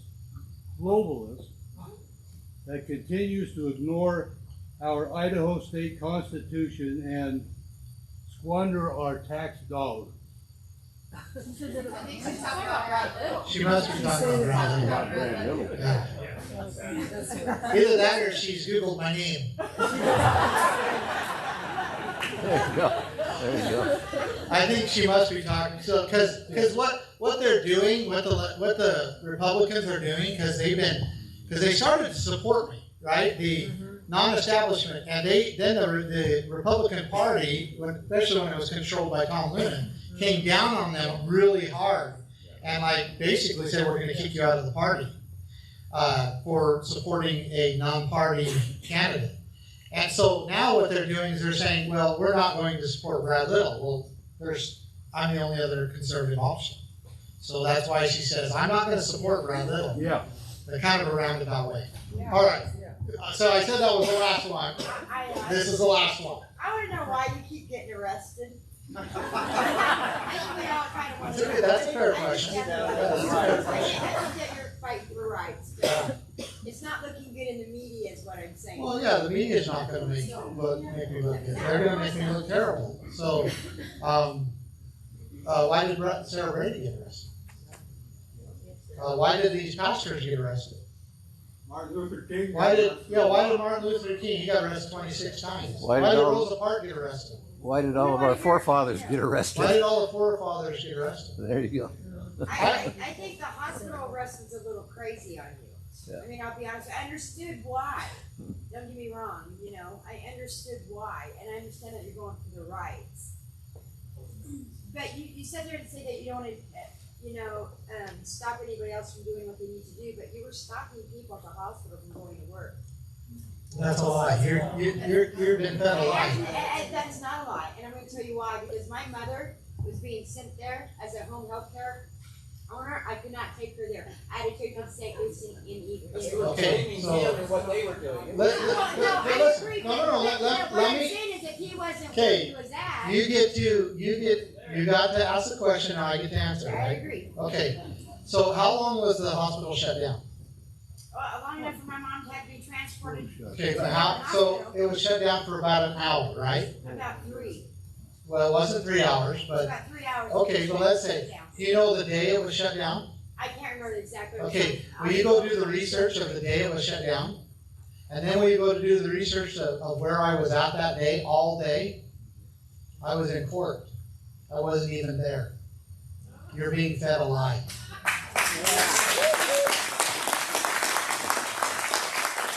And people believe it every day. They believe it every day. I just gave you my answer. But I'm just saying, you were saying that right now you're telling in front of all these people that you did not go to the hospital that day. I went to the hospital later that day. It was like 6 o'clock in the evening. Yeah. After they reopened. After they reopened. Okay? It's a lie. They did it because they wanted to make us to look bad. There was no reason for them to lock that down, but they needed it so they could push it in the media, and you fell for it. No, I didn't fall for it. My mother was rushed. No, I'm not going to stop. Well, I'm just telling you the facts. You know, my mother's having a heart attack, so no, I'm not going to stop it. That wasn't, but the reason why they locked the hospital down was their own reason, not because of us. And you do not take a baby from loving parents. And that's what we were standing up for. You do not take a baby from loving parents. And that was losing weight. What? So if your baby's losing weight, the state can take it? Well, doesn't most babies lose weight when they bring them home? Yeah. Most mothers He was 10 months old, by the way. All right, so I'm glad we got through that. Now, let's have a little fun. I want to show you a few videos that our campaign is putting out. And why don't we start with this one right here?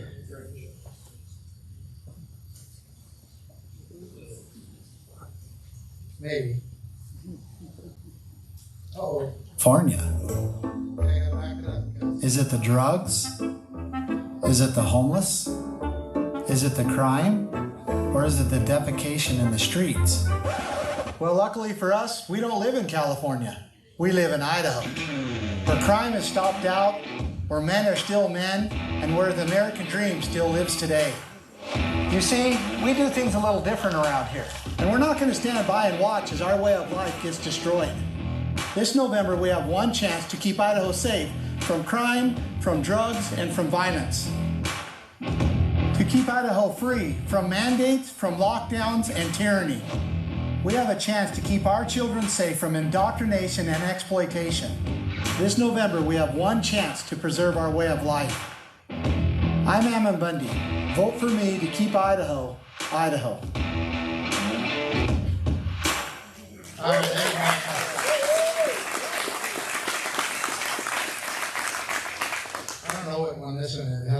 extreme, so we're going to find out. Something is happening across America.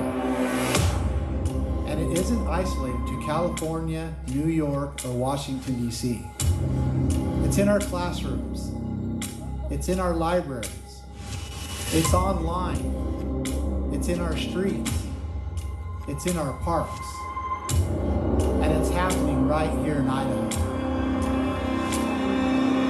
Our children are being groomed. Idaho's governor has not only remained silent, he is actively partnering with the corporations, lobbying groups, and state agencies who have overseen this perverse assault on our children. My name is Emmett Bundy, and when you elect me governor of Idaho, I will protect our children and use all means necessary to keep them safe from this perverse, sexualized ideology. It's time Idaho puts groomers where they belong.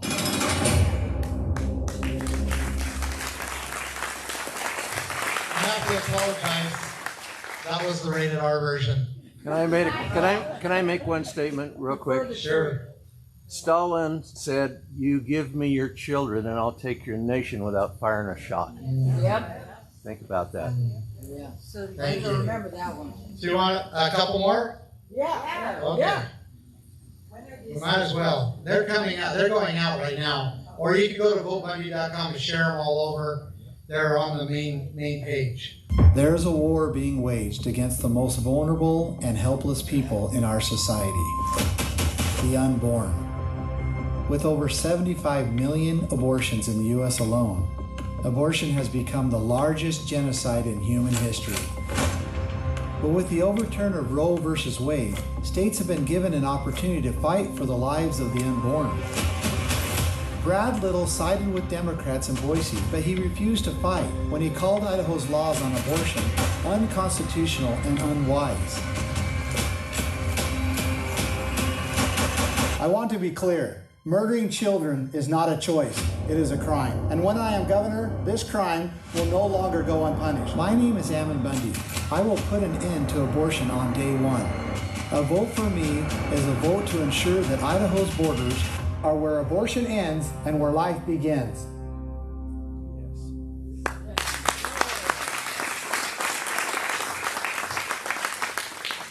All right, I got two more for you. They're only a minute long, so this is a little more than a minute. This one's a little Hollywood, so I just have to warn you. It's a little bit Hollywood.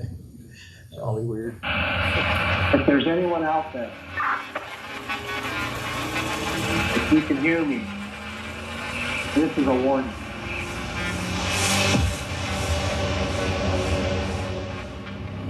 There's a new threat in this great land, and it's come to Idaho. It can take on many forms and names, but we know it as the cult. With feverish hate, they work to destroy our sacred values,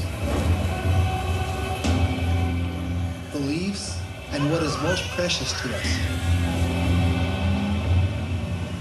There's only one way to fight this evil. Find them and chase them out.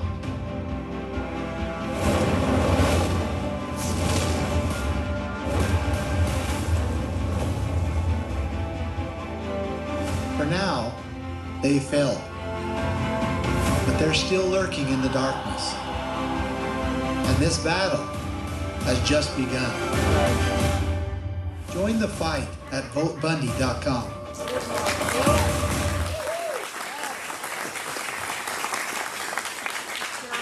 All right, one more. We just released it today, and then I want to thank you for your time, and you can mingle, and there's more pizza back there, there's more drinks and everything, and I just want to thank you for your time, and again, ask for your support. Please go to votebundy.com for information and contributions and to sign up for emails.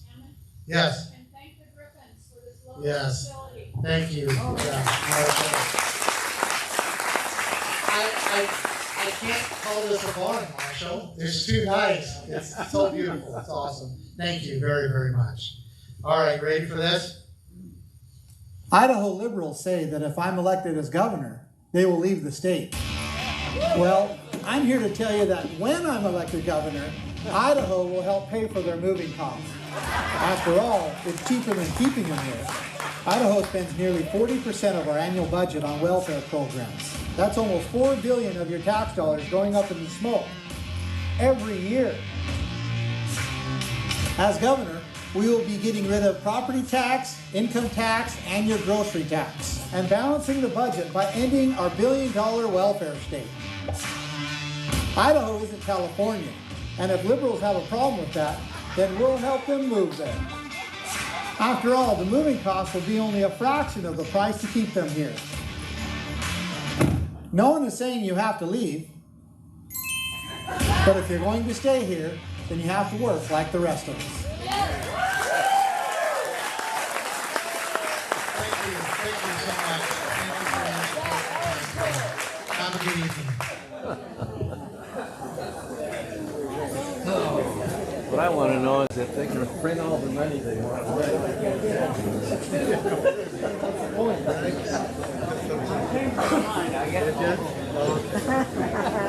Yeah, that's good. If they can print all the money they want, why am I paying taxes? Yeah. Read that the other day. Because I didn't have